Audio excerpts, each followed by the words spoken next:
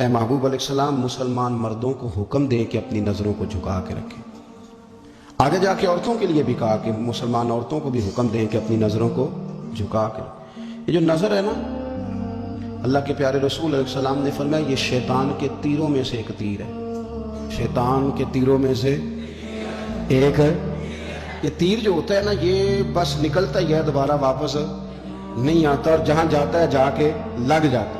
یہ جو نظر ہے نا، نظر یہ گمراہ کر دیتی ہے۔ پہلے نظر بھٹکتی ہے، پھر ذہن بھٹکتا ہے۔ کہا نظریں جھکا کے رکھو، جھکا کے۔ کیا کریں؟ مرد کو یہ کہہ دیا جائے نظر جھکا کے رکھ۔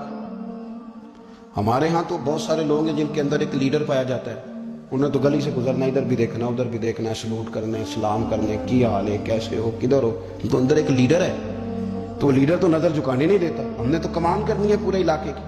حکم یہ ہے کہ نظریں، ایک صحابی فرماتے ہیں کہ نبی پاک صلی اللہ تعالیٰ علیہ وسلم نے ہمیں رستوں میں بیٹھنے سے منع کیا، تو ہم نے عرض کی یا رسول اللہ صلی اللہ علیہ وسلم کئی دفعہ مجبوری ہے، گزارا نہیں ہوتا، رستوں میں بیٹھنا پڑتا ہے، تو حضور نے فرمایا پھر رستوں کا حق ادا کرو۔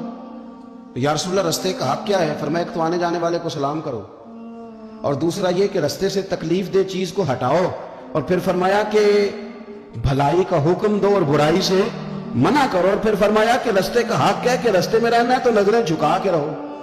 پھر ایسا نہ ہو کہ ہر شخص پر آپ کی نظر پڑے، ہر شخص پر۔ رسول کریم صلی اللہ علیہ وسلم نے نظر کی حفاظت پر زور دیا، اور عورت کے لیے بھی یہ حکم ہے کہ وہ بھی نہ دیکھے غیر محرم کا چہرہ۔ اس کو بھی اگر شہوت کے ساتھ وہ دیکھے گی تو وہ بھی اتنی ہی مجرم ہے۔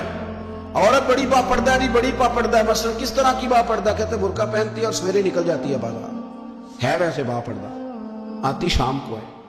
عورت کا با پردہ ہونے کا معنی یہ ہے کہ برقع پہنے اور جہاں مرضی جائے۔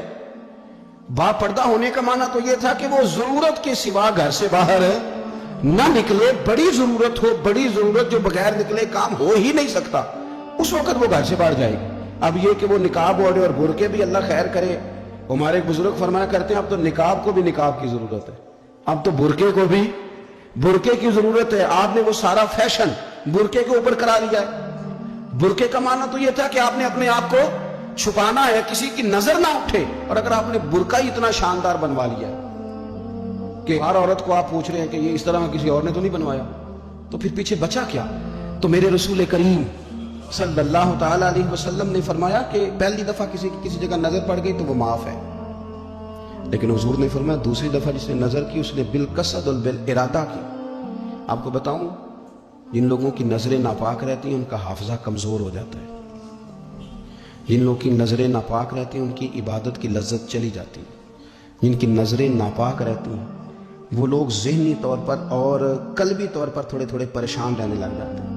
جن لوگوں کی نظر ناپاک رہتی ان کی کیفیت یہ ہوتی ہے کہ سب کچھ ہوتے ہوئے ان کا دل اچاٹ ہونے لگ جاتا ہے۔ نظر کی ناپاکی، چونکہ یہ وہ والا نشہ ہے جس سے کبھی بھی پیٹ نہیں بھرتا، ذہن نہیں بھرتا، تو بڑی سنجیدہ عمر تک بھی معاذ اللہ تعالیٰ یہ گناہ بندے کا پیچھا نہیں چھوڑتا۔